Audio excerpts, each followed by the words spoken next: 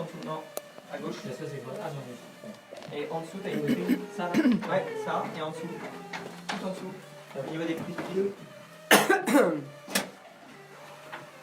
Pardon. Ils sont sur moi. Oula. On y va?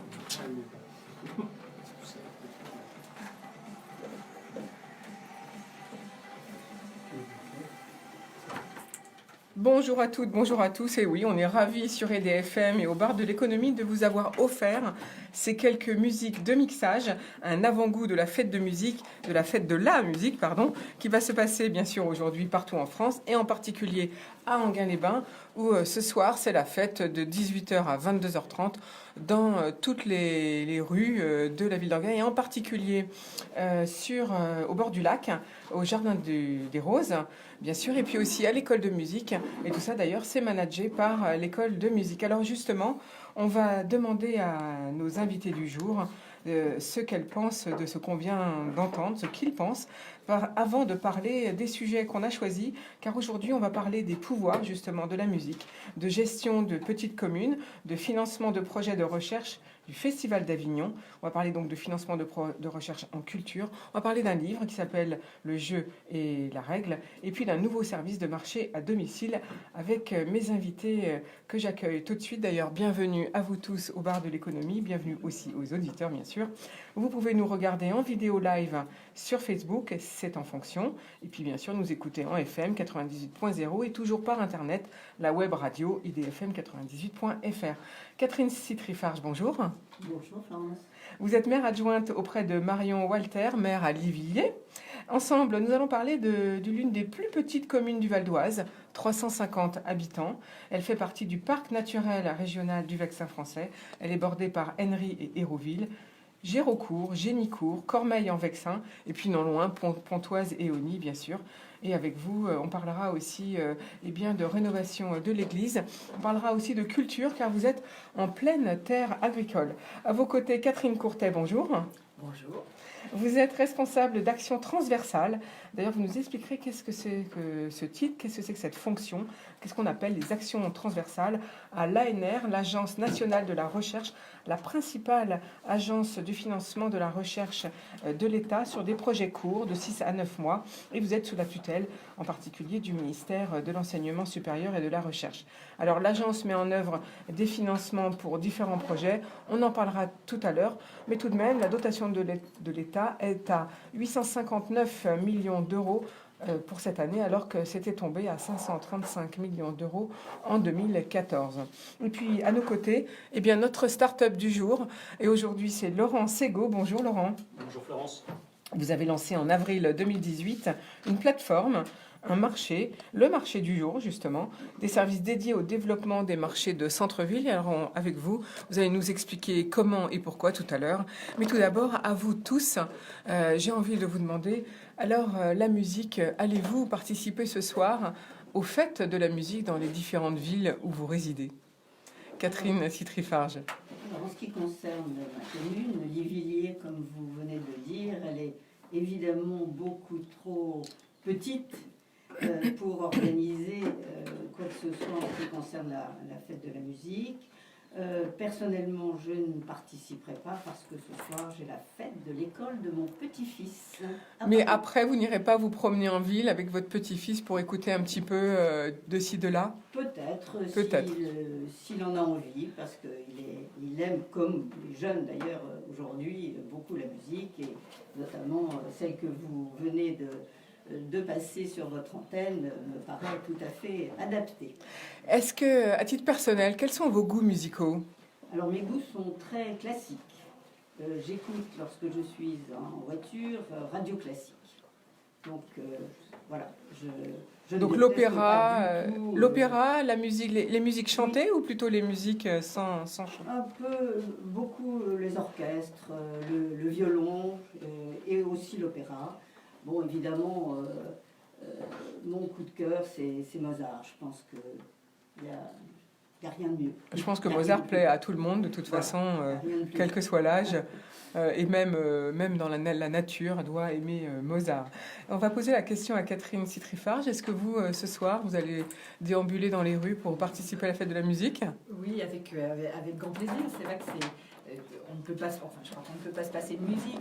Et là, tout à l'heure, en écoutant le DJ, on se rend compte comment les formes musicales à la fois varient selon les époques, mais en même temps, il y a des motifs communs, et notamment le caractère sériel, le caractère répétitif.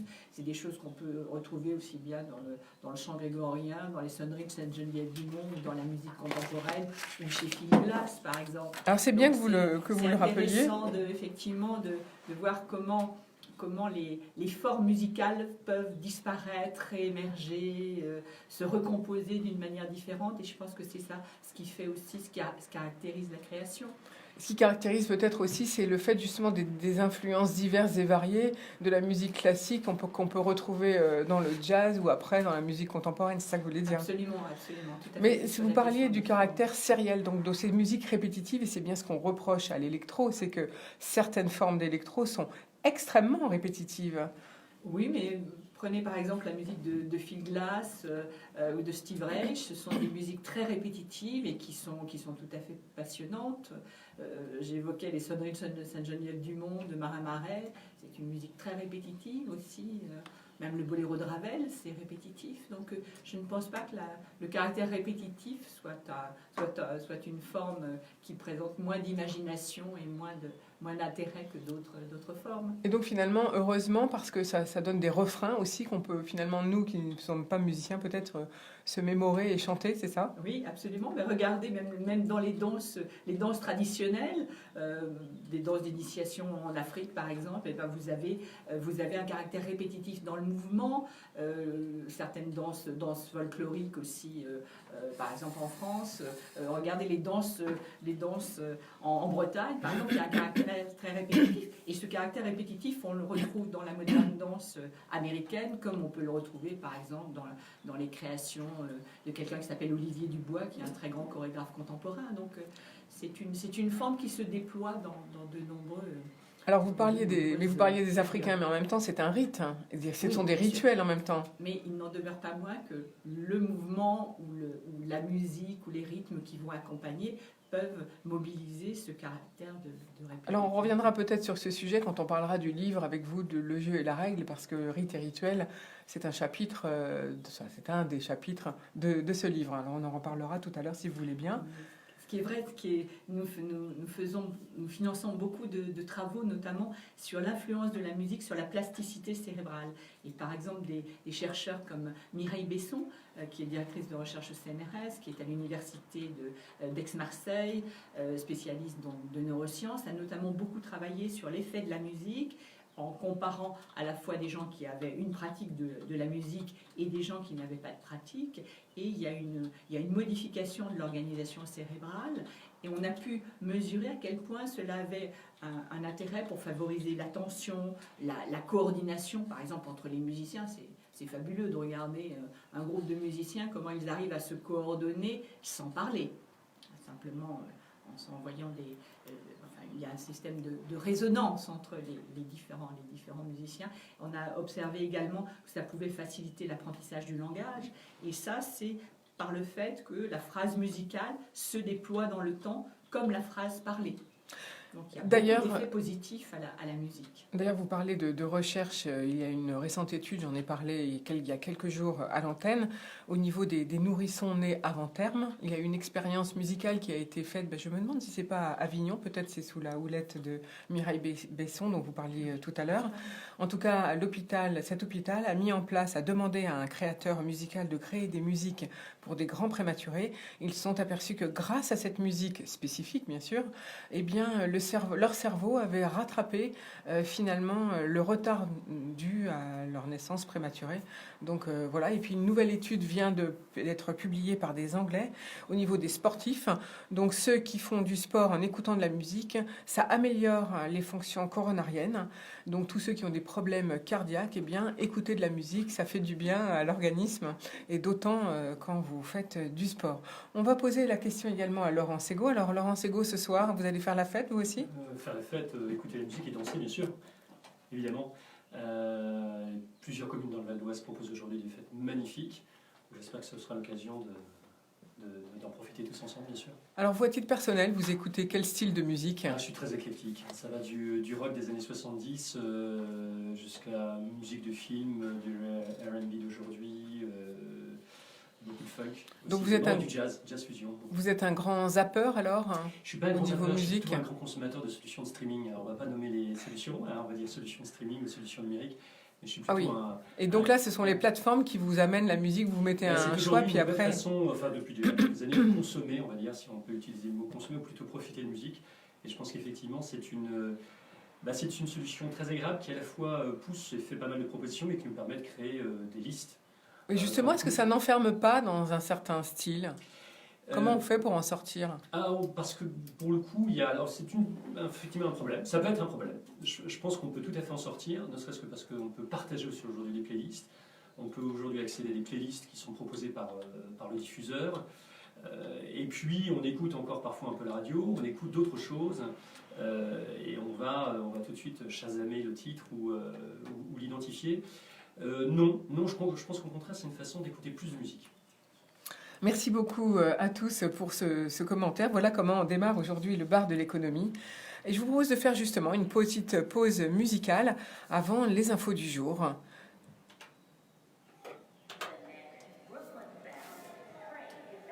Julien Morand. D'accord. Je l'ai coupé.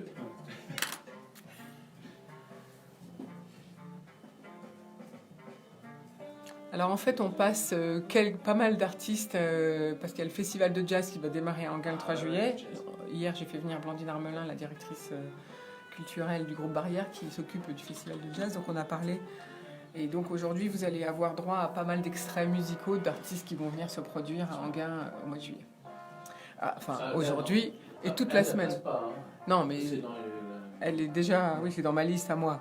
Ouais. Parce que moi, je Filmer tout le temps. filme tout le temps en vidéo via Facebook, Et oui. après, vous coupez? Non, c'est en direct. Ah non, là, tout est en direct. Ah oui, c'est même ce que nous avons. Même ce que nous disons. C'est-à-dire que ceux qui nous regardent via Facebook, ils ont en plus les secrets des coulisses, comme on dit. Il faut faire attention à ce qu'on dit alors. Bon, après, il y a des gens qui oublient, mais quelquefois c'est drôle. Comme ça, ils voient que quelquefois je repose des questions et puis après je reprends. Enfin bref. Alors, en principe, j'arrive à l'enregistrer et à la laisser sur Facebook. Mais hier, par exemple, j'ai eu un souci, donc l'émission d'hier, pouf, on l'a faite en vidéo, puis après elle est partie, donc elle est plus sur les réseaux. Donc on peut la revoir ensuite. Si ça marche bien aujourd'hui, il y a des fois il y a des bugs. Mais si ça marche bien, logiquement, oui, vous pouvez toutes les revoir. Vous allez dans l'onglet, vous allez dans la page IDFM Radio Enghien ou dans la page barre de l'économie, parce que je les partage là aussi. Et donc vous allez dans l'onglet vidéo et vous les avez toutes. Vous pouvez retrouver les sujets, vous pouvez retrouver les startups, s'il y a quelque chose qui vous a plu. Et puis pour ceux qui ont peur de venir, ça leur montre comment ça se passe et ça les rassure quelque part. Le festival de jazz, il est organisé par C'est le groupe Barrière, Ah, c'est le groupe Barrière Oui. qui l'a organisé, c'est ça. c'est ça. C'est cool. Ça fait 20 ans, on a fêté les 20 ans cette année. On fête les 20 ans cette année. Il n'y avait pas une feu d'artifice, je sais pas. Ça, c'est Il y a, c'est demain. C'est demain. Demain soir. C'est-à-dire que jusqu'à présent, tous les samedis à partir du début juin, il y a un concert gratuit sur le lac, il y a une scène flottante. D'accord. Donc il y a des fois, ça attire. C'est incroyable de voir la foule arriver et la foule repartir sans heurts, sans rien. C'est vraiment formidable. Et puis on voit que pendant les concerts, les gens ils passent, ils repassent. Enfin, il y a un flux permanent. C'est drôle. Il coupe peut-être la rue, non? Dans ces cas-là? Oui, les bloque la voitures rue, n'ont plus le droit de la rue passer. qui longe le- La rue principale qui mène d'Épinay Il la bloque, il la bloque. Donc là, les voitures peuvent plus passer. Donc ça crée bien sûr des embouteillages dans les autres rues. Bien sûr, oui, Mais c'est pour les ça gens que- le savent maintenant. Donc en fait, tous les samedis du mois de juin, c'est des D'accord. concerts gratuits à Enghien. D'accord. Et ça, c'est fait en partenariat avec Dominique Roland, le directeur de la culture à Enghien.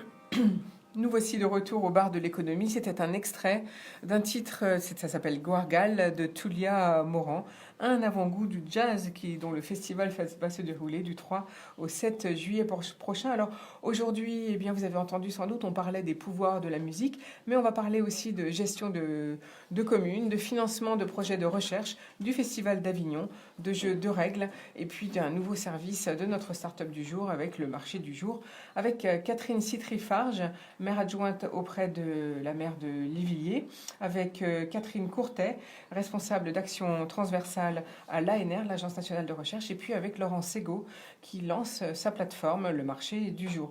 Catherine Citry-Farge, avant de parler de Lévilliers, si vous voulez bien, je vous emmène un petit peu au Bourget, où j'étais cette semaine, pour vous parler un peu des contrats qui sont annoncés. Et en fait, ce sont des annonces que font toutes les grands de ce monde dans le milieu de l'aviation, puisque le Salon du Bourget, c'est le salon international mondial qui a lieu tous les 2 ans, et on a de la chance, c'est à côté de nous. Alors oui, on annonce des contrats parce que eh bien, c'est tout un monde que de créer, de prendre commande pour... c'est le fruit en fait de négociations qui ont souvent duré plusieurs mois. C'est ainsi qu'Airbus va annoncer, je vous en parlerai lundi, pas mal de commandes, alors que Boeing est un peu en retrait cette année à cause de ce qui s'est passé évidemment récemment. Je ne vais pas revenir sur l'affaire dont on a parlé. Alors certains avions sont proposés avec un seul type de moteur, d'autres avec plus. Eh bien en fait toute une équipe chez les compagnies qui veulent acheter, eh bien s'y prennent longtemps, plusieurs mois à l'avance, pour voir un peu ce qu'ils vont consommer. Et donc, que faut-il faire? Acheter un appareil plus équipé et plus cher avec les dernières technologies de pointe, ou un avion peu coûteux qui sera démantelé en fin de carrière. De plus en plus, les avionneurs ne facturent pas certains systèmes à leur coût réel. Ainsi, les freins sont souvent, entre guillemets, donnés. L'équipementier se rattrape ensuite sur des pièces d'usine. Cette pratique est courante dans l'informatique, où le faible prix des imprimantes, par exemple, est compensé par celui des cartouches d'encre. Voilà, donc c'est une adaptation entre ce que fait le milieu informatique avec les équipementiers, les fabricants d'avions. Dans les grandes compagnies aériennes, un service de flotte d'avions travaille à temps plein sur les aspects techniques, commerciaux et financiers de ces dossiers. Ce service doit donc réfléchir au mode d'acquisition. Ils font comme pour nous pour les voitures, eh bien, faut-il acheter en pleine propriété, en leasing financier ou en location opérationnelle? Eh bien, ils réfléchissent sur tout ça. Si les petits transporteurs ont rarement la trésorerie pour la pleine propriété, les compagnies classiques, elles, maintiennent un équilibre entre ces 3 formules, ce qui permet d'ajuster la taille de leur flotte en fonction de leur croissance. D'ailleurs, c'est pourquoi on voit aussi que Air Industrie, filiale de Air France KLM, eh bien, fait beaucoup de maintenance. Je vous rappelle notre émission, si vous voulez la revoir, celle du 13 juin dernier. Les dessous du prix catalogue. Eh bien, officiellement, chaque avion est affiché à un prix, mais ces prix catalogues ne sont que des valeurs indicatives, les plus élevées que celles qui apparaissent sur les contrats de vente. En général, 5% du prix de l'avion est versé à la commande. Quelques traites sont honorées avant l'assemblage, mais l'essentiel du prix, soit 85%, est payé à la livraison. Les prix sont toujours libellés en dollars, c'est la monnaie de référence. Avec la parité actuelle euro-dollar, les appareils produits en Europe sont moins désavantagés que par le passé. Voici quelques exemples de prix moyens d'appareils. Si vous voulez un Boeing 737, eh bien la fourchette va autour de 99 millions de dollars pour le modèle Max 7, jusqu'à 135, on peut même dire, millions de dollars. Alors par exemple, pour Airbus, eh bien, un A320 de 120 sièges, ça coûte 85 millions de dollars. Un A330 250 sièges, 282 millions de dollars. Mais ce qui est aimé des compagnies, c'est le A320 150 sièges à 115 millions de dollars. Et sinon, il y a le A350 340 sièges à 320 millions de dollars. C'était la première info du jour. La deuxième, c'est le groupe industriel de haute technologie Safran, implanté dans tous les continents et bien sûr en Val d'Oise et en Île-de-France. Eh bien, il annonce un besoin de recrutement de 2500 postes en 2019. Il y a déjà actuellement 680 postes qui recherchent des candidats sur leur site web. Donc, je vous conseille de taper Safran, voilà, pour trouver. Et bien sûr, le coup de projecteur de ce salon, c'est la troisième info du jour sur le futur avion de combat européen dont la maquette a été dévoilée par Airbus et Dassault lundi en présence du président de la République Emmanuel Macron et de ses partenaires industriels. Ce futur avion est au cœur du système de combat aérien du futur. le SCAF, destiné à remplacer les actuels Rafale et Eurofighter d'ici à 2040. Et oui, il faut du temps pour construire un avion. Un accord cadre entre la France, l'Allemagne et l'espace a été signé sur cet ambitieux projet phare. Alors, est-ce les premiers pas de la défense européenne? Eh bien, nous verrons ultérieurement. En tout cas, design et ligne épurée pour en faire un avion de chasse redoutable et pour gagner en furtivité, le NGF fera environ 19 mètres de long pour 14 mètres d'envergure pour une masse inférieure à 14 tonnes avec tous ses chargements. Cette recherche de discrétion a conditionné aussi la forme très particulière de l'empennage arrière, c'est ce qui est à l'arrière, doublé comme les deux ailes écartées d'un papillon pour lui procurer la manœuvrabilité indispensable pour le combat aérien. Exit donc l'empennage vertical du Rafale, trop visible. En comparaison, le Rafale lui faisait que 15 mètres de long pour 19 d'envergure. Pour être invisible des radars ennemis, il a fallu intégrer l'ensemble des armements dans des soutes fondues dans le fuselage. Dassault Aviation tire ainsi donc toute son expérience acquise avec son prototype N-Euro-N, un drone de combat aérien taillé pour la furtivité. Côté moteur, les armées exigeaient un moteur plus puissant que le M88 du Rafale actuel pour être capable d'emporter plus d'armements à vitesse supersonique. Le moteur devra donc supporter des températures de l'ordre de 2100 degrés contre 1850 pour le Rafale. Voilà pourquoi ça met tant de temps à développer, car pour cette nouvelle technologie, eh bien, il faudra développer des nouveaux matériaux, car à cette température-là, les matériaux utilisés actuellement fondent. Dassault Aviation a ainsi présenté les maquettes de 2 drones d'appui conçus respectivement par Airbus et MBDA. Voilà, c'était les infos du jour. On va demander à nos invités ce qu'ils en pensent. Est-ce que c'est important pour vous, Catherine Citrifarge, une défense européenne ? Je dois avouer que je ne suis pas très spécialiste de la matière et des avions de combat.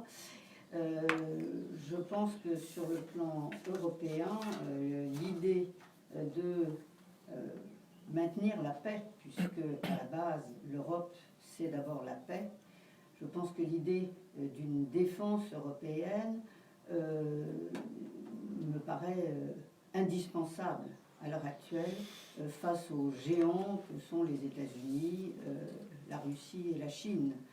C'est la raison pour laquelle je pense que tout le monde, malgré le résultat des élections européennes récentes, tout le monde est d'accord pour dire que la première chose, l'Europe, c'est la paix. Donc la défense européenne me paraît indispensable. Et on oublie bien souvent que l'Europe a été construite au lendemain de la guerre pour justement maintenir cette paix. Absolument. Merci beaucoup, Catherine Citrifarge. Alors, je vous ai posé cette question car de métier, vous êtes avocat. Et justement, dans l'actualité, en ce moment, on parle aussi, vous l'avez sans doute entendu, de la PMA pour toutes, qui va revenir un gros sujet à la rentrée. Donc, des consultations vont être... Qu'en pensez-vous en titre d'avocat, j'allais dire? Alors, vous évoquez mon activité professionnelle passée, puisque maintenant je ne suis plus en activité. Donc, je serais assez prudente. Vous étiez en droit de la famille, spécialisée en droit de la famille. Spécialiste en droit de la famille, j'avais donc cette spécialisation, mais je serais aujourd'hui assez prudente pour... j'allais dire, donner des conseils, enfin conseiller dans cette matière, parce que tout évolue extrêmement vite et les connaissances que j'avais, je pense la compétence que j'avais en la matière, aujourd'hui serait peut-être sur certains points obsolète. Donc je suis assez prudente. Cela étant, à titre personnel, moi, je ne suis pas... il y a 2 points. Il y a le premier point, qui me paraît le plus important, c'est que la PMA et l'évolution qui a l'air de prendre la législation sur ce point me paraît être un pas dangereux vers la gestation pour autrui. Et c'est ça qui me paraît le plus délicat, le plus dangereux. À vous, c'est le côté gestation pour autrui voilà. qui vous pose souci. Voilà. J'ai peur que nous... En fait, vous diriez la PMA pour toutes, oui, mais la gestion pour autrui, non. Encore que pour toutes, écoutez, de nos jours, c'est déjà tellement difficile d'élever un enfant, d'éduquer un enfant avec un père et une mère. Alors je dois dire que deux pères, deux mères, ça me dépasse un petit peu. Alors je suis peut-être vieux jeu, mais moi ça me dépasse un peu. Merci beaucoup pour votre commentaire, Catherine Citrifarge. Autre sujet qui a été donc abordé cette semaine, c'est le sujet du cannabis thérapeutique. Là, des pays sont très en avance. Aux États-Unis, par exemple, dans certains États, on peut se procurer des antidouleurs à base de cannabis. Qu'en pensez-vous? Est-ce que pour vous, il faut pousser dans cette voie? Est-ce qu'on est en retard au niveau de la législation française? Est-ce que, puisque actuellement il n'y a que certains hôpitaux, enfin les hôpitaux qui peuvent donner des ordonnances? Alors, il faudrait que les informations que nous avons soient plus poussées en ce qui concerne le bienfait éventuel du cannabis sur la santé, sur le traitement de certaines maladies. Sur ce point-là encore, la vulgarisation, certes, c'est bien, mais nous n'avons peut-être pas tous les tenants et aboutissants. Ce qui me paraît devoir être étudié, et on peut réfléchir à ça, c'est que lorsqu'on interdit une drogue, comme on a interdit l'alcool au moment de la prohibition aux États-Unis, et puisque vous parliez des États-Unis, il ne faut pas toujours prendre les États-Unis comme exemple. Sur certaines choses, oui, sur d'autres, non. C'est vrai qu'il y a un intérêt à légaliser de façon stricte, bien encadrée, peut-être le cannabis pour éviter des trafics. Voilà, c'est ce point de vue, j'allais dire, juridique que j'entrevois, puisque sans avoir, je vous disais tout à l'heure que ma spécialisation était le droit de la famille, donc pas du tout le droit pénal. J'ai très peu exercé et plaidé dans cette matière, mais c'est vrai que aujourd'hui, devant les tribunaux correctionnels, cet afflux de délinquants en matière de drogue et trafic de drogue devient absolument infernal. Et surtout sur le plan financier, vraiment, il faut absolument trouver des solutions pour que cela cesse. Merci beaucoup, Catherine Citrifarge. Je vous propose une nouvelle pause musicale. C'est la fête de la musique aujourd'hui. Et cette fois avec un groupe qui sera présent au Festival du Jazz à Enghien. C'est Kool and the Gang avec leur titre Celebration. C'est très... je sais pas, la date exacte, je ne l'ai pas. Oui. J'ai pas les dates précises de chaque groupe. Parce qu'il y a une... C'est plus l'ancien chanteur. Je peux C'est comme Arsenal Fire, oui. Qui est encore là, mais, et puis le frère White. Si, il faut sortir. Pas derrière. Ils sont tous Il doit avoir les 70, ça. facile, ouais. Bah ouais. Facile, c'est comme ELF. Il y a peu de groupes, sauf les Rolling Stones, qui tiennent encore le Ouais, groupe, bien sûr, voilà, ils sont figurants ensemble. Voilà, mais sinon. Après, voilà, il y a un élément qui prend le puis, truc, et puis tout le monde touche. C'est que. Voilà, c'est business. Voilà, C'est le business. Juste ça, ouais. Tout le monde disparaît, tout le monde. Ça fait un peu mal au cœur. Parfois des. Se servir d'un nom qui a dit quelque chose, qui a dit quelque chose, toute une équipe, tout un groupe, et se servir de. Non, madame, s'il vous plaît, je suis désolé. Pardon. Pas de verre dans pas de liquide, c'est ça en fait. Ou que ça se renverse sur les appareils. Si ça tombe sur les... Voilà, se servir d'un nom. Ça donne à jouer, je me disais aussi. C'est comme Queen maintenant sans Freddie Mercury. Ils ont essayé de faire des albums avec d'autres chanteurs, mais bon, c'est Freddie Mercury qui faisait Queen, c'est pas les clairement, sa voix, sa prestation. Le son de la gratte aussi, le son de la guitare aussi qui faisait Queen, mais sinon voilà, ça reste pas Queen quoi. Évidemment. Pourquoi il y a un truc aussi en Enghien, je crois, avec Queen, je sais pas. Oui, Cover Queen. Moi, ça me dépasse ces choses-là. Faire de l'argent sur des phénomènes comme ça. Queen, ils ont envoyé un truc là, une nouvelle chanson de Freddie Mercury. J'ai vu sur Facebook, qui est sortie là, qui sort là. C'est pas mal, c'est pas mal. On y retourne ? Qui n'a pas été diffusé. C'est pas mal. Est-ce qu'on y retourne si vous voulez bien ? Non ? On ne peut pas discuter entre nous, c'est pas possible ça. T'es bien. Elle est mieux. Au bar de l'économie, aujourd'hui, je suis en compagnie de Catherine Citrifarge pour la ville de Livilliers en Val d'Oise, de Catherine Courtet, responsable d'action transversale à l'ANR, l'Agence nationale de la recherche, et de Laurent Ségaud pour le marché du jour. Catherine Citrifarge, vous êtes maire adjointe à la mairie de Livilliers. Alors, c'est une des plus petites communes du Val d'Oise, avec un budget qu'il faut gérer serré. Et vous avez réussi à mener la restauration de l'église. Mais c'est un dossier que vous avez monté, vous êtes fait aider par le Fonds national du patrimoine, un dossier que vous avez monté en 2013 pour avoir des résultats en 2019. Expliquez-nous un petit peu comment on monte un dossier d'aide en matière de rénovation culturelle. Eh bien, c'est une opération de grande envergure pour nous. Vous avez évoqué tout à l'heure un village de 350 habitants. Je rectifie, c'est 385. Excusez-moi, j'ai enlevé voilà. quelques habitants. Mais c'est tout de même... il faut vraiment une énergie débordante, je vais dire, pour un tel projet qui a débuté sous la mandature antérieure aux élections de 2014, parce que nous nous sommes aperçus en 2012 que vraiment l'Église présentait des dommages, enfin vraiment très importants. Et l'Église a d'ailleurs été fermée au culte en 2014. Alors cette fermeture et cet arrêté de péril qui a été pris par Madame le maire Marion Walter en 2014 nous a permis de faire en sorte que le dossier soit considéré, notamment par la DRAC, la Direction des Affaires culturelles, soit considéré comme urgent. Alors c'était une bonne chose parce que, comment dirais-je, le dossier était au-dessus de la pile. Voilà.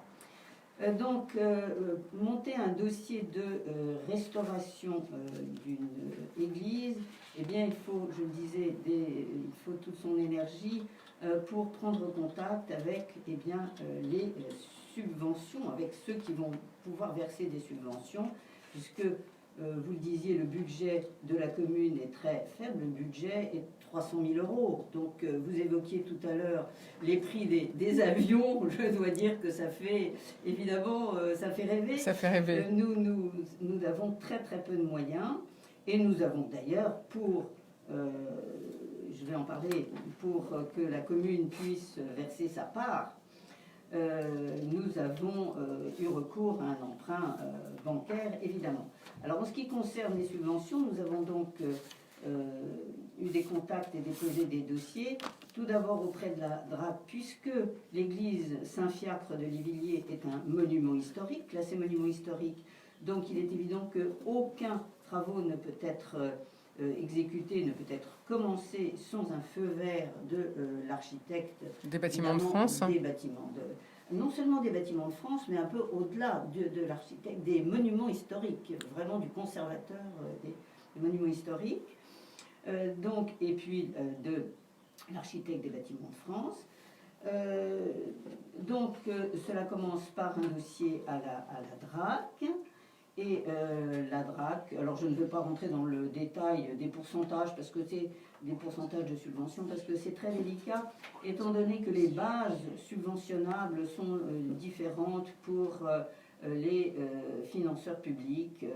Alors certains prennent en charge les diagnostics, d'autres non, certains une partie de la maîtrise d'œuvre, d'autres non. Enfin, bon, je ne vais pas rentrer dans ces détails techniques. Ce que je peux résumer de la façon suivante. Donc tout d'abord, subvention de la DRAC, autorisation de travaux de la DRAC. Ensuite, subvention que nous avons obtenue de la région. Et c'est une subvention qui n'est pas sur les fonds européens. Lorsqu'on peut demander une subvention à l'Europe, mais le dossier passe par la région. Là, c'était uniquement, peut-être que notre notre projet, évidemment, n'était pas aussi, ça n'est pas Notre-Dame, ça c'est évident. Et ça n'est pas non plus, j'en parle, je fais une parenthèse sur Auvers-sur-Oise, parce que tout à l'heure vous évoquiez les communes voisines de Livilliers, Pontoise, Auny, etc., et les villages aux alentours, mais vous n'avez pas parlé d'Auvers. Or, Livilliers dépend de la communauté de communes Sausseron impressionniste, et la commune la plus importante en nombre d'habitants, c'est Auvers-sur-Oise. Alors, c'est vrai que l'église Saint-Fiacre de Livilliers ne peut pas rivaliser avec l'église peinte par Van Gogh. Donc ce que vous voulez dire malgré tout, c'est que du fait d'avoir une ville aussi connue finalement qu'Auvers-sur-Oise, elle attire tous les budgets et que c'est difficile d'avoir des subventions, c'est ça que vous voulez dire? Absolument. Et là, la commune d'Auvers-sur-Oise pour la restauration, parce qu'à l'heure actuelle, il y a aussi, et je suis allée récemment au festival, on parlait musique, je suis allée au festival d'Auvers. Oui, grand festival musique voilà, annuel. Absolument. L'église est échafaudée aussi, est en plein travaux, et comme tellement d'églises en France aujourd'hui. Bien. Et donc, nous souffrons dans nos petits villages, évidemment, de l'attrait. Je parle d'Auvers-sur-Oise, il y a évidemment un attrait international. Auvers-sur-Oise est mondialement connu, mais aussi au niveau des travaux, au niveau des routes, je dois dire qu'il n'y a plus de fonds. Donc tout l'équipement finalement, vous voulez dire que tous les budgets ne vont plus dans les petites communes, vous êtes des laissés pour compte, donc là vous êtes d'accord avec ce qu'on a entendu pendant toute la période Gilets jaunes, même si ça dure encore bien sûr, avant les débats. Donc en fait, c'est ça que vous voulez dire, dans les petites communes, vous êtes des laissés pour compte. Oui. Parce que finalement tous les budgets, et donc pour vous, je finis ma phrase, tous les budgets vont dans les plus grosses communes et vous n'avez rien, c'est ça que vous dites? Nous n'avons rien parce que nous ne pouvons rien avoir, équipement sportif, etc. C'est absolument impossible. On les met au plus proche de là où il y a la plus forte concentration de population, bien sûr. Absolument. Alors je reviens tout de même sur mon église, parce que nous sommes là pour l'évoquer. Donc j'évoquais les subventions donc, de la TRAC, de la région et également du département. Nous avons été vraiment aidés par le département, et au jour d'aujourd'hui où on critique, on dit les fonds justement pour les communes, pour les petites communes, se font rares, on vient de l'évoquer. Nous avons, et je tiens vraiment à le souligner, nous avons été vraiment aidés par donc la région et le département. Et donc en fait vous voulez remercier la région et le département parce que heureusement qu'ils étaient là, vous voulez dire? Tout à fait. Nous n'aurions jamais pu mener à bien ce projet et cette restauration sans les aides des financeurs publics et notamment le département. Alors je voudrais évoquer un dernier point sur les finances. C'est le rôle qu'a joué la Fondation du patrimoine. Alors, il ne s'agit pas de Stéphane Bern, hein, nous ne sommes pas dans ce cadre-là, nous sommes donc la Fondation du patrimoine qui aide donc parce que les donateurs peuvent bénéficier d'une déduction fiscale, à la fois sur l'impôt sur le revenu et sur l'IFI. Donc, ça attire évidemment les donateurs de pouvoir bénéficier de cette déduction, donc les dons sont plus importants.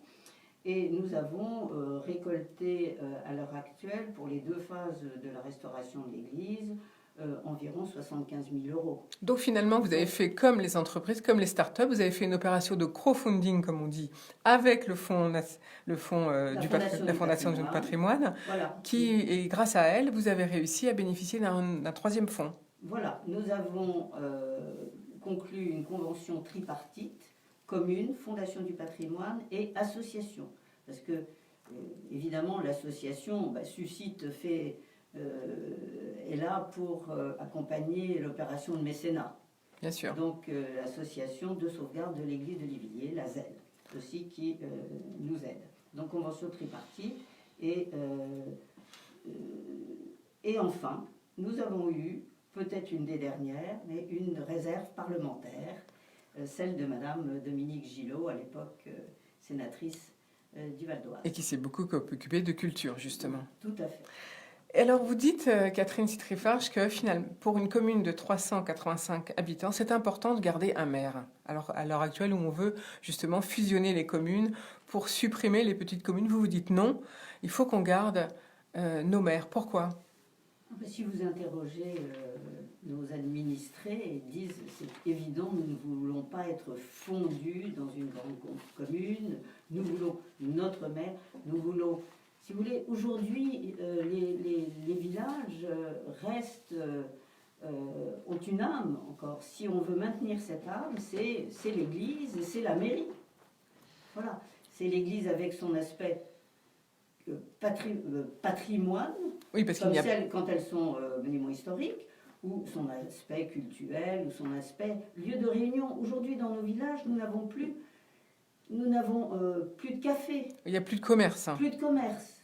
Il y avait même un marché, un commerce ambulant de boucherie et un autre de boulangerie, et donc le camion passait, c'est terminé, il n'y a plus rien. Oui, parce que tout le monde, en fait, tout le monde part travailler, c'est ça le matin, et puis donc la ville, c'est une ville finalement dortoir. On habite, Oui. on réside, mais on n'y vit pas toute la journée. Non, heureusement, nous avons encore nos agriculteurs. Voilà. Alors d'ailleurs, donc, Livilliers, si on regarde grâce à Google Earth, si on regarde par le haut, Livilliers est en plein dans les champs, dans l'agriculture. Alors quelles sont les cultures? Qu'est-ce qu'on cultive autour de Livilliers? Alors, Livilliers, si vous voulez, au nord de Pontoise, commence vraiment le Vexin français. Donc, c'est et l'urbanisation. Donc vous êtes la porte plus- du Vexin français Oui, d'ailleurs. tout à fait. On est tout à fait à la porte. Et nous avons des agriculteurs, principalement la culture de la betterave. Et nos agriculteurs alimentent les grandes sucrières connues, Saint-Louis, etc. Et il y a aussi un agriculteur, j'ai d'ailleurs récemment vu une émission sur F3 sur monsieur Tremblay, qui cultive donc dans le Val d'Oise, qui est maraîcher et qui va directement au Havre. Mais je ne voudrais pas faire d'ombre à notre Excellente nouvelle. voilà. Bon, je pense que vous connaissez monsieur non, Laurent Ségaud. non, voilà. Merci beaucoup Catherine Citrifarge pour nous avoir brossé finalement les difficultés d'une petite commune. Alors la taxe d'habitation, dernière question, est-ce que ça va vous gêner la suppression de la taxe d'habitation ou pas? Ce qui nous gêne, c'est tout ce qui nous retire des finances, c'est évident. Alors, on nous annonce que ce sera remplacé par la taxe foncière qui ira plus vers les communes, enfin bon, des projets, mais c'est vrai que nous attendons les dotations quand vraiment nous avons l'œil sur les projets et les annonces, et quelquefois il y a des effets d'annonce. Merci beaucoup Catherine Citrifarge. Catherine Courtet, ça doit vous interpeller, la possibilité de ces financements culturels, puisque c'est votre métier, vous êtes responsable d'action transversale au département sciences humaines et sociales de l'Agence nationale pour la recherche, agence de financement de l'État. Alors sur des projets courts, 6 à 9 mois, vous dites? C'est 3 à 5, 6 ans. Ah, c'est quand même plus long plus que long. ça, oui, tout à fait. Expliquez-nous, qu'est-ce que votre fonction, responsable d'action transversale, qu'est-ce que ça veut dire? Eh bien, en l'occurrence, responsable d'action transversale, ça signifie que, par exemple, nous avons évoqué ce projet, cette manifestation que nous organisons, les rencontres recherche et création, que l'ANR organise avec le Festival d'Avignon. Et en l'occurrence, ce qui caractérise cette manifestation, c'est que nous mobilisons des recherches à la fois dans le domaine des sciences humaines et sociales. On vient d'évoquer le patrimoine qui recouvre toutes les recherches dans le domaine de l'histoire, de l'archéologie, dans le domaine par exemple de l'économie, de la sociologie, de l'anthropologie, mais aussi dans le domaine des sciences et neurosciences cognitives, puisqu'il y a de nombreux travaux qui sont en cours, par exemple sur le rôle des émotions. Longtemps, on a considéré que les émotions étaient un frein à l'activité cognitive, et depuis une quinzaine d'années, on analyse de manière beaucoup plus intégrée la question de la perception, des émotions et de l'activité et des capacités cognitives. Oui, c'est une chance, puisqu'avant on basait tout sur les mathématiques et donc la raison, la rationalité finalement. Là, depuis quelques années, c'est vrai, enfin on commence à reconnaître que l'émotion joue un rôle. Et bon, on le savait bien sûr, mais là c'est la preuve. Et du coup, c'est intéressant ce que vous venez de dire parce que on comprend mieux pourquoi le festival du 9, 10 et 11 juillet à Avignon, ces rencontres, c'est de la création et on comprend mieux, on peut peut-être mieux pour le public, on peut peut-être mieux appréhender ces spectacles qui sont quelquefois qu'on estime de bizarres, hein, parce qu'en fait finalement c'est de la recherche.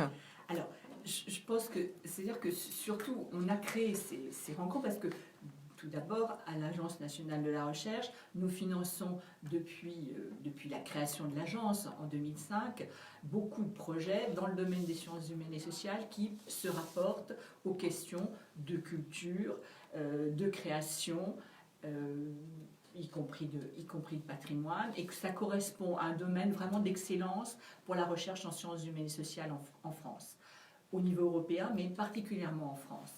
Et puis, parallèlement, il y a toutes ces recherches qui se déploient dans le domaine des sciences et neurosciences cognitives. Par exemple, on a évoqué tout à l'heure comment on pouvait voir les effets de la musique sur la plasticité cérébrale et sur des apprentissages fondamentaux comme la lecture, le langage. Mais il y a également des travaux qui évoquent comment la lecture de fiction a un effet sur la manière d'anticiper les croyances de l'autre. C'est-à-dire que c'est comme une sorte d'exercice de pensée, d'exercice d'imagination de l'autre. Et donc il faut lire des livres, ça que vous dites, il faut mais lire des livres de C'est science-fiction. important mais pas seulement de science-fiction, y Bien compris sûr. La princesse de Clèves. En fait, il faut lire, ça c'est sûr. Il faut lire, il faut écouter de la musique, il faut faire de la danse. Je pense que il faut aller au théâtre. Et donc vous voulez dire que non seulement la lecture développe l'imagination, mais en plus elle développe l'interaction avec Et elle l'autre. développe l'interaction avec l'autre. Et je crois que ce qui a été un des vrais plaisirs et en quoi les rencontres recherche et création que nous organisons désormais depuis 2014 avec le Festival d'Avignon, mais avec de multiples partenaires, bien sûr, le ministère de la Culture, le ministère de l'Enseignement supérieur et de la Recherche, le secrétariat général à l'investissement, l'université d'Oxford, l'université libre de Bruxelles, la BNF. Enfin, les partenaires sont très très nombreux, la SACEM également.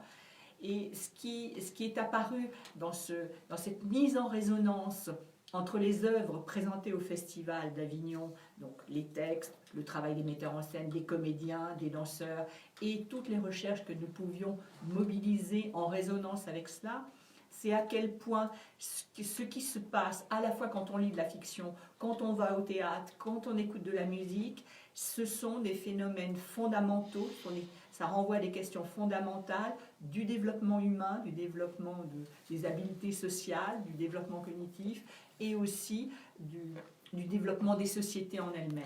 Donc là, souvent, on renvoie la culture à quelque chose qui serait un supplément en plus quand tout le reste est satisfait. Or, on voit que les choses sont beaucoup plus complexes. En fait, c'est fondamental, vous voulez dire. C'est fondamental. Et finalement, c'est peut-être ça qui nous caractérise par rapport à l'animal. C'est peut-être notre spécificité d'être capable et de... Voilà.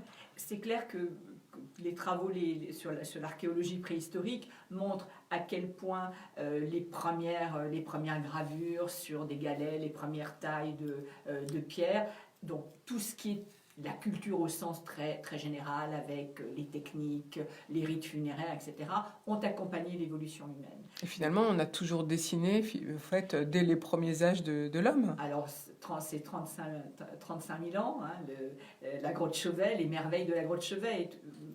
Au début de cette émission, on évoquait la permanence des formes. C'est vrai que quand vous voyez, par exemple, ce qu'on appelle les mains positives ou les mains négatives sur les parois de la grotte Chauvet, et que vous comparez avec les performances que faisait le peintre Yves Klein, eh bien, il y a une telle similitude que c'est absolument troublant. Donc, c'est intéressant de voir comment, effectivement, le besoin de figurer, de représenter le monde, on le voit dans la grotte Chauvet avec les lions, les rhinocéros, les ours des cavernes qui sont entremêlés, dont on peut considérer qu'ils reflètent l'environnement de ces populations-là, à quel point ils ont besoin de le figurer sur les parois de leur lieu d'habitation. Alors justement, pour les 9, 10 et 11 juillet à Avignon, lors de ce festival Recherche et Création en Avignon, vous allez faire un forum sur les intelligences culturelles, au pluriel, percevoir, interpréter, connaître et inventer. Finalement, est-ce qu'on invente malgré tout encore, ou est-ce qu'on ne fait que répéter ce que l'être humain a développé dès le départ finalement ? Je pense qu'on ne cesse absolument pas d'inventer, même si effectivement on passe son temps à inventer en récupérant des formes ou des manières de penser qui ont pu déjà être utilisées et testées. Mais si vous prenez par exemple la question des arts vivants, puisque ces rencontres recherche et création sont totalement intégrées dans le festival de théâtre d'Avignon, qui est, bon, il faut le rappeler que c'est quand même un des plus grands du monde, hein. C'est dirigé par Olivier Py et avec son directeur adjoint. Puis c'est très connu, ce festival tout de même. C'est un festival très connu avec beaucoup de compagnies étrangères, donc très ouvertes à la création contemporaine dans ses diversités. Et ce qui est, effectivement, on a mis en évidence cette notion d'intelligence culturelle, à la fois parce que nous avons cette année un nouveau partenaire qui est le CNRS, et que le CNRS fête ses 80 ans. C'est vrai, parce que je les ai reçus il y a quelques mois, ils sont venus à ce micro, on a parlé des 80 ans. Mais le ministère de la Culture fête ses 60 ans, donc c'est une période tout à fait importante, et compte tenu de toutes les recherches, que à la fois nous finançons à l'ANR, qui représente le potentiel de recherche que nous avons en France, ou les laboratoires du CNRS, nous sommes arrivés à cette notion d'intelligence culturelle, bien sûr avec un clin d'œil avec l'intelligence artificielle, qui est le fruit de la puissance du calcul. On met en évidence avec l'intelligence culturelle, avec les intelligences culturelles, eh bien, la diversité des langues, la diversité des cultures, la capacité à interpréter le monde de manière différente, mais aussi cette notion de mise à distance, de réflexivité qui est essentielle pour avoir un lien social qui existe et pour la réflexivité des sociétés. C'est aussi un des fondements de nos démocraties, d'avoir cette capacité de réflexion. Oui, puis ce qui est intéressant, c'est que vous mélangez donc les anthropologues, les historiens, les sociologues, les philosophes, les musicologues, avec les spécialistes de théâtre et de littérature, bien sûr, mais, et puis avec des spécialistes de sciences et de neurosciences, comme vous l'avez dit, pour travailler sur la cognition humaine. Mais finalement, est-ce que nous, le public, est-ce que c'est pour tout public ? Est-ce que c'est facile à comprendre pour nous qui sommes néophytes ? Je pense que c'est absolument facile à comprendre. Et alors, en plus, je dirais, le petit miracle de ces rencontres, c'est qu'à partir du moment où il y a les metteurs en scène qui parlent de leur œuvre, qui parlent des textes, cela donne cela permet aussi aux chercheurs de s'exprimer un petit peu différemment de la manière dont ils s'expriment dans un colloque qui serait seulement à l'université. Et du coup, cela facilite le passage de travaux les plus fondamentaux. Est-ce que ça peut même influer sur le ministère de l'enseignement, enfin de l'éducation et de l'enseignement ? Est-ce que ça peut même aller jusqu'à ce que les recherches que vous faites, enfin que vous financez, différents labos, puisqu'il y a, vous financez le CNRS, mais aussi bien sûr toutes les grandes universités françaises, évidemment. De recherche, comme voilà. l'INSERM, l'INRA. On ne va pas tous les citer, ce serait trop Non, long. Est-ce que les travaux que vous menez, finalement, peuvent influer ensuite dans les programmes carrément éducatifs de l'enseignement et de la... Alors, en fait, nous finançons des travaux de recherche, ce qu'on appelle quand même des travaux de recherche relativement fondamentaux. Donc, bien évidemment, les connaissances, à un moment donné, aident à penser comment se passe l'éducation, comment se passent les apprentissages. Alors, donc, ce festival, c'est dans un très beau lieu. Il faut y aller. C'est le 9 et 10, 11, du 9 au 11 juillet, au Cloître Saint-Louis à Avignon. Voilà, tout le programme. Si vous souhaitez le détail, eh bien, allez sur recherche-création-avignon.fr. Tout est dessus. Car je voudrais aborder avec vous, Catherine Courtet, le livre qui a été co-rédigé par beaucoup de chercheurs, qui s'appelle « Le jeu et la règle ». Alors, en culture, c'est un peu antinomique finalement, le jeu et la règle, non? Puisqu'on joue, mais en même temps, il faut des règles, c'est ça? Voilà, absolument. Donc le jeu et la règle, c'est l'ouvrage qui est issu des rencontres que nous avons organisées l'année dernière, puisque chaque année, nous avons le bonheur de pouvoir éditer chez CNRS Éditions un ouvrage qui reprend ces différentes contributions. C'est-à-dire qu'il y a à la fois les artistes. Alors cette année, par exemple, dans le jeu et la règle, nous avions la chorégraphe Sacha Valls, la grande chorégraphe allemande. Nous avions également le chorégraphe Emmanuel Gatt, qui a beaucoup travaillé sur cette question du jeu, puisqu'en permanence, ces chorégraphies sont relativement improvisées, c'est-à-dire qu'il y a des modules qui sont recomposés chaque soir de manière différente par les danseurs. Et ce qui est intéressant, c'est que, par exemple, pour ce qui est de la compréhension de la danse, tous les travaux dans le domaine de l'origine du langage, vous évoquiez tout à l'heure la différence avec l'animal, et c'est intéressant d'analyser comment la communication se passe chez les primates non humains, parce qu'on voit qu'ils utilisent beaucoup les gestes, ils attirent l'attention, par exemple, en tapant sur le sol, ils vont agiter un moment une petite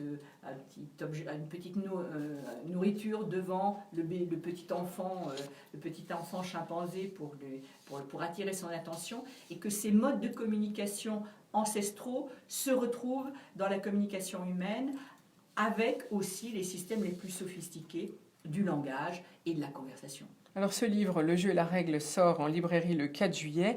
Il y a tout un chapitre, beaucoup de chercheurs y ont participé, il y a tout un chapitre sur suivre la règle, point d'interrogation, norme, transgression. Alors finalement, faut-il transgresser? Je ne sais pas, mais je pense que, je ne sais pas s'il faut transgresser en soi, mais l'humanité passe son temps et les sociétés passent leur temps à changer les règles, les normes de comportement, et c'est ça qui est aussi qui fait la vie d'une société. Donc, d'ailleurs, dans ce livre, on n'aime pas de la même manière au Moyen Âge que l'on va aimer sur les réseaux sociaux ou dans les romans de la princesse de Clèves. En tout cas, un livre pour rêver, puis en même temps pour bien suivre l'évolution, puisqu'il y a toute une partie historique qui reprend bien sûr des recherches sur l'histoire. Et puis aussi, il y a toute une partie sur les enfants, l'importance du jeu pour l'enfant. Ça, je pense que ça va intéresser beaucoup de monde. Merci beaucoup, Catherine Courtet, d'être venue nous parler du festival en Avignon, 9, 10 et 11 juillet. Et puis de ce livre, Le jeu et la règle, qui sort le 4 juillet aux éditions CNRS. Alors, Laurent Ségaud, ça doit... alors vous, c'est une autre forme de jeu. Vous avez décidé de changer de vie finalement et de devenir entrepreneur après avoir été donc salarié et avoir eu des belles fonctions finalement. Pourquoi tout d'un coup de créer le marché du jour? Alors d'abord pour répondre à de nouvelles attentes consommateurs qui sont aujourd'hui... Alors elles ne sont pas si nouvelle que ça, parce que ça fait déjà près de 10 ans que l'alimentation est devenue un enjeu crucial pour chacun d'entre nous, avec un lien très fort entre alimentation et santé. Alors avec aujourd'hui de nouvelles attentes qui tournent autour de la proximité, ou du local, on l'appelle comme on veut, évidemment de la qualité, de produits de plus en plus frais, de solutions, alors soit faites maison, et en tout cas des solutions qui prônent l'anti-gaspillage. Et aujourd'hui, on s'est dit où est-ce qu'on peut trouver toutes ces solutions? Alors, en tout cas, toutes ces réponses. Il y a nombre de circuits de distribution alimentaire, mais dans ces circuits de distribution alimentaire, il y a les marchés. Les marchés ne sont pas une spécificité typiquement française, on les trouve évidemment partout en Europe. Et ce sont de très belles formes de commercialisation anciennes, elles sont particulièrement anciennes. Et elles résistent. Elles résistent aujourd'hui, donc avec 8000 marchés en France, ce qui représente à peu près 6 milliards d'euros de chiffre d'affaires. Et on s'est dit, les marchés sont très beaux, mais comment les faire vivre mieux encore? Et comment mieux en profiter? Donc voilà, l'idée est venue de là, en se disant d'abord les valoriser et les pérenniser, ce qui existe déjà. Donc on a développé une solution qui est une plateforme de service, qui permet d'abord de valoriser et de pérenniser leur activité. En gros, de les faire connaître davantage. D'utiliser les outils d'aujourd'hui, les outils web, pour faire connaître ces lieux de vie, ces lieux de convivialité, et fidéliser une clientèle, mais aussi attirer une nouvelle clientèle. Donc ça, c'est la première brique, on va dire, de notre solution de plateforme de service, qui est évidemment dédiée à l'ensemble des marchés. Alors aujourd'hui, on est en contact avec un certain nombre de communes du Val d'Oise et on est au tout début de notre Oui, puisque développement. vous êtes originaire du Val d'Oise. Originaire du Val d'Oise, la société est basée à Cergy, moi-même j'habite à Verny. Donc effectivement, tout naturellement, on a récemment participé à l'Université des maires du Val d'Oise. On s'est dit bien sûr qu'il fallait d'abord contacter les communes du Val d'Oise et voir avec elles et leurs marchés et leurs marchands et leurs habitants, bien évidemment, comment faire vivre mieux encore leur marché. On a aujourd'hui testé une deuxième version à notre plateforme de service, qui est de se dire et pourquoi je ne pourrais pas non plus profiter du marché sans forcément y aller directement. Alors j'insiste bien sur le fait que notre solution vise d'abord à valoriser et développer le marché physique. Alors en complémentarité bien évidemment de ce que peut faire la commune ou un gestionnaire de marché, on ne s'en occupe pas directement du marché physique. Par contre, il y a plein de situations où je ne vais pas aller au marché.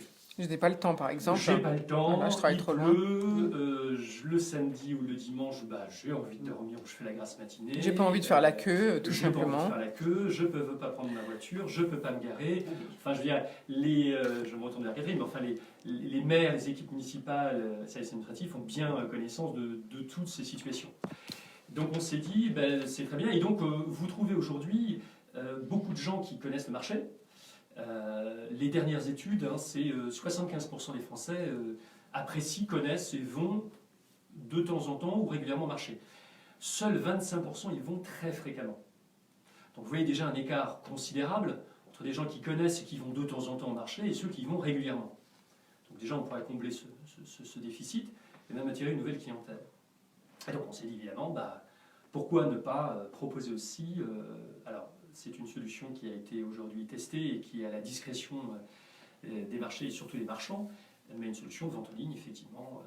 Qui Voilà, permet donc aussi de... Deuxième possibilité, la vente en Exactement, ligne deuxième directe de possibilité. produits. Donc j'insiste bien, c'est une deuxième possibilité qui vient après la première, qui est valoriser et pérenniser le marché d'aujourd'hui. Donc on peut acheter d'ores et déjà des fruits, Alors, des légumes. Alors, on commence à se développer. Donc, on a aujourd'hui un prototype avec la commune de Beauchamp que je tiens là à remercier. Donc, je remercie l'équipe municipale qui aujourd'hui nous a beaucoup aidés, mais aussi tous les marchands qui, bien sûr, ont participé à cette opération. Donc, ce prototype existe. Il est aujourd'hui en phase d'expérimentation. On a testé, rodé notre solution et on sait qu'aujourd'hui, elle est prête pour être proposée à d'autres marchés. Donc voilà, ça veut dire que les communes vont pouvoir, par commune, valoriser son marché. Et admettons, j'habite Beauchamp, puisque la première c'est Par Beauchamp. exemple, Donc j'habite Beauchamp, je peux puisque je connais les commerçants du marché de Beauchamp, je peux exactement, me fournir vous habitez chez mes Beauchamp, commerçants demain, habituels. Exactement. La commune ou le marché qui D'accord. pourrait effectivement s'inscrire sur cette plateforme. Et effectivement, moi j'habite cette commune et je peux. Alors d'abord, je sais ce qui s'y passe. Je suis informé de l'actu du marché, mais aussi des marchands. Et pour ceux qui le souhaiteraient, évidemment, parce qu'encore une fois, c'est la discrétion des marchés et des marchands, de dire je peux effectivement toucher une clientèle qui aujourd'hui ne va qu'occasionnellement, voire pas du tout au marché, pour les raisons qu'on a évoquées. Alors comment allez-vous vous financer? Quel est le modèle économique de votre idée finalement?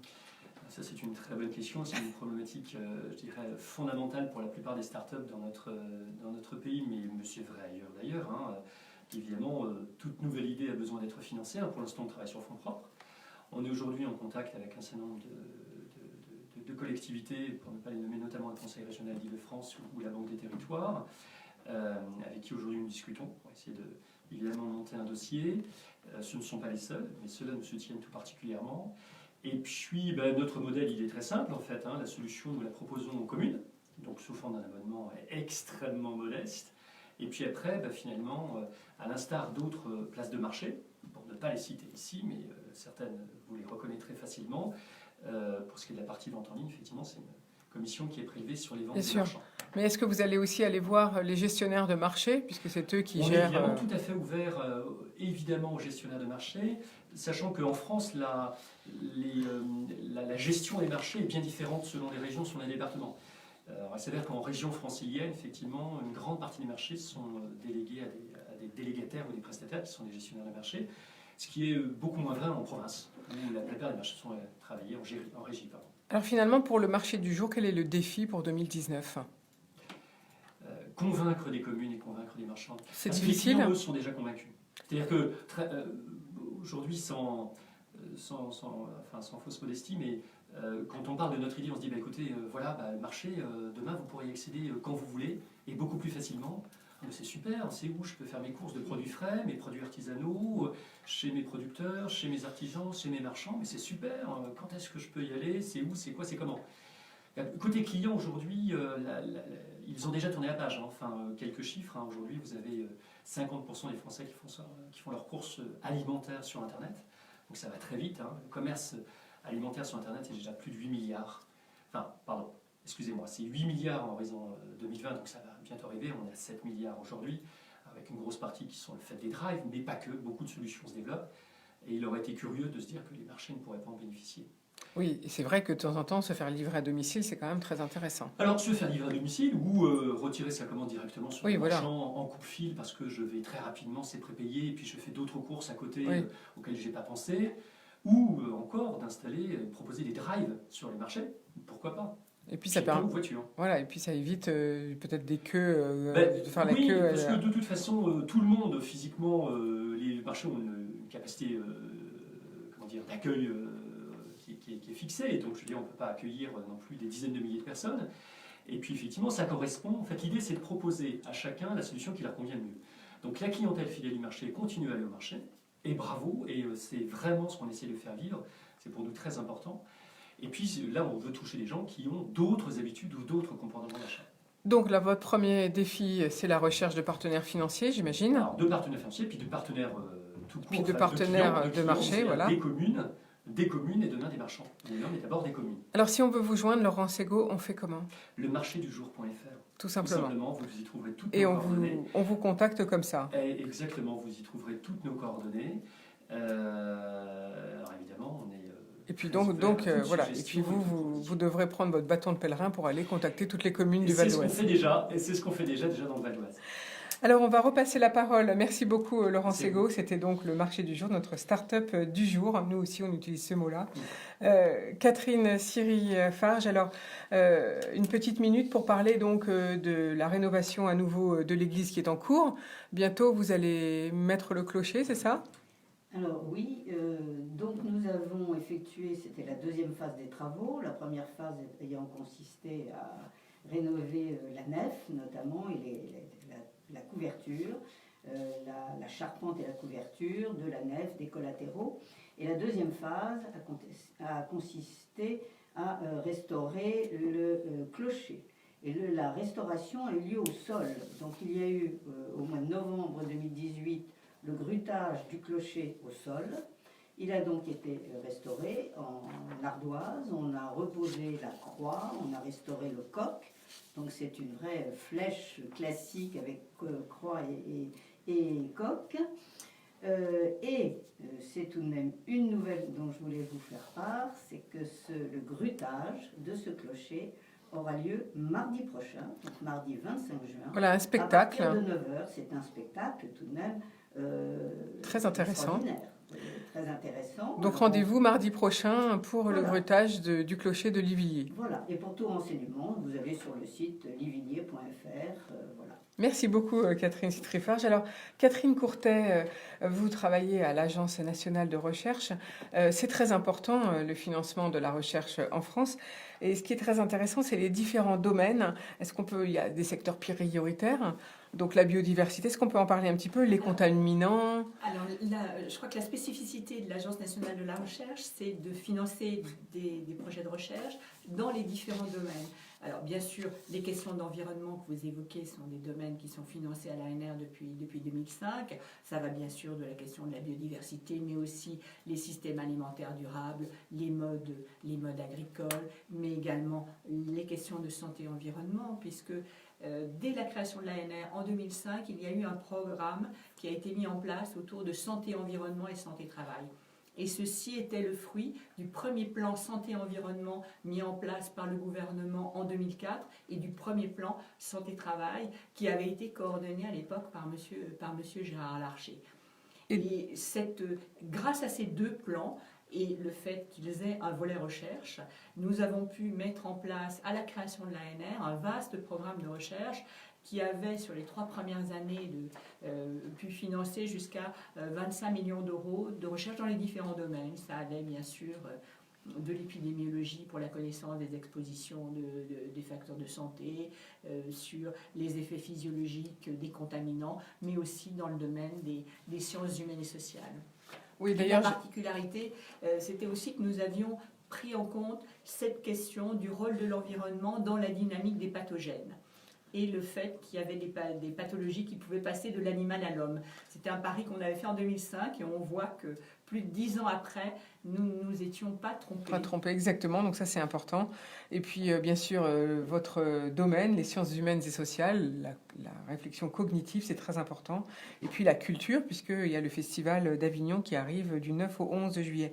Dans vos valeurs... Alors, le Festival d'Avignon se déroule beaucoup plus longtemps dans le oui, juillet, bien sûr, mais la partie recherche et rencontres, voilà, du 9 au 11. Alors, dans vos valeurs, il y a deux... Alors, vous valorisez bien sûr le genre, valorisez les femmes en sciences. Vous parlez de 2 déclarations, la déclaration de San Francisco et le protocole de Nagoya. Et puis aussi, vous valorisez l'intégrité scientifique, c'est important de le rappeler. Alors ça, c'est absolument important, puisqu'effectivement, vous savez que dans la recherche, on doit juger les projets de recherche en faisant très attention, on prend beaucoup de soin à ce qu'il n'y ait pas de conflit d'intérêts sur les chercheurs qui participent à nos comités des scientifiques. Donc là, on a tout un tas de protocoles qui fait que les gens à la fois doivent déclarer leur conflit d'intérêts avec un projet, c'est-à-dire que par exemple, on ne donne pas en évaluation un projet à des gens qui auraient déjà publié ou coopéré avec les gens qui proposent les projets. Donc il y a un grand souci au sein de l'ANR de prendre en compte... Pour rester neutre finalement. Pour rester neutre et seulement juger le projet sur ses qualités scientifiques. Voilà, et puis donc, autre nouveauté, bien sûr, avec vous, Catherine Courtet, c'est ce livre qui regroupe beaucoup de scientifiques. Le nombre, je ne sais pas, peut-être vous êtes au courant. C'est plus de 18 chercheurs de toutes les disciplines, puisque ça va de la primatologie, en passant par les neurosciences, en passant bien sûr par les études littéraires, la sociologie, l'anthropologie. Et c'est cette diversité qui est tout à fait passionnante, parce que souvent on a tendance à penser que les disciplines ne peuvent pas communiquer, mais ça n'est pas vrai. Non, ça n'est pas vrai. Justement, c'est ça qui est intéressant, l'interférence culturelle, la diversité. Merci beaucoup à vous 3 pour avoir été avec moi aujourd'hui. Donc, beaucoup de culture, justement. À partir d'aujourd'hui, faites la fête, c'est l'été, profitez-en, soyez dehors, allez dans les festivals. En tout cas, moi, je vous donne rendez-vous à lundi. Donc, à lundi, bonne journée à tous et excellent week-end. Merci. Merci beaucoup.